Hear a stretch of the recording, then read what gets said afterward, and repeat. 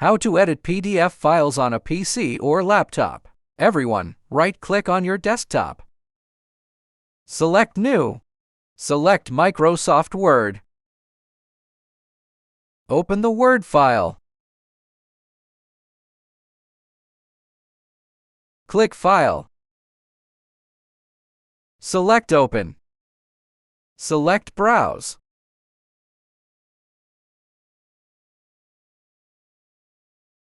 Select the PDF file you want to edit.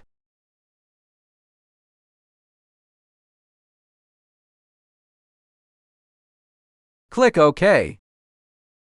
Now you can edit the PDF file in Word.